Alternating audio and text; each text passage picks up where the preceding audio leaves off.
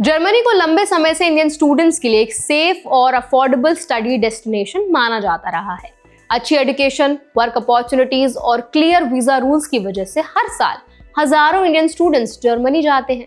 लेकिन अब जर्मनी में पढ़ रहे सैकड़ों इंडियन स्टूडेंट्स एक ऐसे सिचुएशन में फंस गए हैं जहां उनके सामने डिपोर्टेशन का खतरा खड़ा हो गया है। तो इस वीडियो में आज हम समझेंगे कि जर्मनी के बर्लिन शहर में ऐसा क्या हुआ है, इंटरनेशनल यूनिवर्सिटी यानी IU का मामला क्या है, वीजा रूल्स कैसे बदले हैं, स्टूडेंट्स कहां फंस गए हैं और इससे इंडियन स्टूडेंट्स को क्या सीखना चाहिए।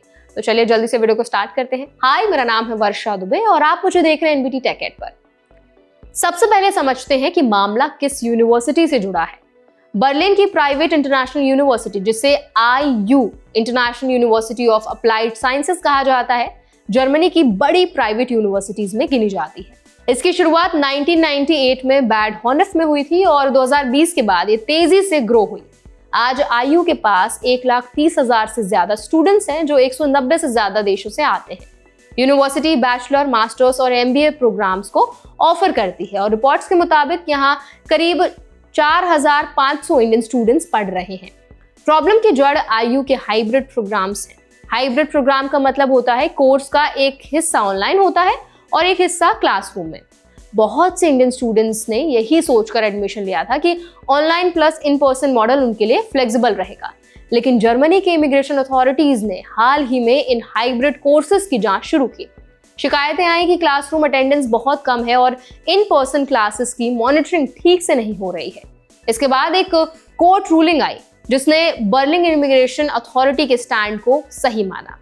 कोर्ट ने कहा कि IU के कई हाइब्रिड सेशंस जर्मन लॉ के हिसाब से ऑन कैंपस स्टडी नहीं माने जा सकते। इसका सीधा मतलब ये निकला कि इन कोर्सेज को डिस्टेंस लर्निंग की कैटेगरी में डाल दिया गया। प्रॉब्लम यह है कि जर्मनी में डिस्टेंस लर्निंग पर स्टूडेंट रेजिडेंट परमिट नहीं मिलता, यानी स्टूडेंट लीगल रूप से जर्मनी में रहने के क्राइटेरिया से बाहर हो गए।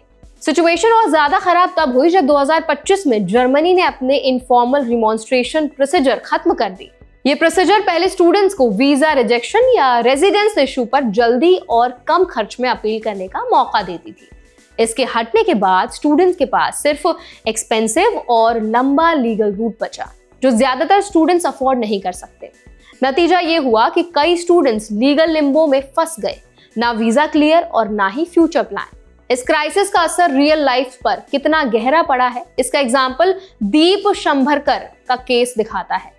महाराष्ट्र के रहने वाले 25 साल के दीप बर्लिन में बिजनेस मैनेजमेंट में मास्टर्स डिग्री पूरी करने आए थे। उन्होंने कोर्स का पहला हिस्सा इंडिया में किया और फिर जर्मनी चले गए। एजुकेशन और लिविंग कॉस्ट के लिए उन्होंने करीब $21,000 यानी लगभग 18.8 लाख रुपीस खर्च कर दिए थे, वो भी एजुकेशन लोन लेकर। उनका स्टूडेंट वीजा समर में एक्सटेंड होना था, लेकिन उससे पहले बर्लिन इमिग्रेशन ऑफिस से एक येलो एनवेलप आया। उस लेटर में दीप को कहा गया कि उन्हें नवंबर 3 तक जर्मनी छोड़ना होगा, वरना डिपोर्टेशन का सामना करना पड़ेगा। दीप के मुताबिक ऐसे कम से कम 300 स्टूडेंट्स हैं जिनके साथ ऐसा ही हुआ। कई स्टूडेंट्स ऑलरेडी जर्मनी छोड़ चुके हैं। कुछ वेल्दियर फैमिलीज वाले स्टूडेंट्स ने यूनिवर्सिटी चेंज कर ली, लेकिन बहुत से स्टूडेंट्स मजबूरी में इंडिया वापस लौट आए। दीप का साफ कहना है कि उन्हें नहीं लगता यूनिवर्सिटी उन्हें पैसे वापस करेगी। अब सवाल उठता है कि यूनिवर्सिटी इस पूरे मामले पर क्या कह रही है। IU का कहना है कि उसे दुख है कि स्टूडेंट्स को कंट्री छोड़नी पड़ रही है। यूनिवर्सिटी का दावा है कि बर्लिन इमिग्रेशन ऑफिस ने हाइब्रिड प्रोग्राम्स की इवैल्यूएशन अचानक बदल दी, बिना यूनिवर्सिटी को पहले इन्फॉर्म किए। IU ने इसे अनफेयर बताया और कहा कि वीजा पॉलिसी चेंज उन स्टूडेंट्स पर लागू की गई जो पहले अलग कंडीशन में जर्मनी आए थे। यूनिवर्सिटी ने कुछ स्टेप्स जरूर अनाउंस किए, जैसे बर्लिन कैंपस में इंटरनेशनल एडमिशन रोक देना, अक्टूबर से full in person attendance mandatory करना और फ्री वीजा असिस्टेंस सर्विस शुरू करना। कुछ स्टूडेंट्स को होम कंट्री से फ्री में कोर्स कंप्लीट करने के ऑप्शन भी दे गए। लेकिन ग्राउंड रियलिटी ये है कि कुछ स्टूडेंट्स पहले से एनरोल्ड हैं, उनके लिए ये स्टेप बहुत लिमिटेड मदद कर पा रहा है।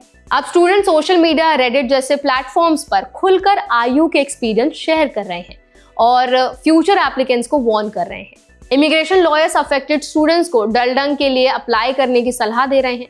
डलडंग का मतलब होता है टेम्पररी टॉलरेटेड स्टे, यानी डिपोर्टेशन थोड़े समय के लिए टल सकता है, लेकिन ये परमानेंट सोल्यूशन नहीं है। एक्सपर्ट्स मानते हैं कि ये मामला इंटरनेशनल एजुकेशन की हार्श रियलिटी दिखाता है।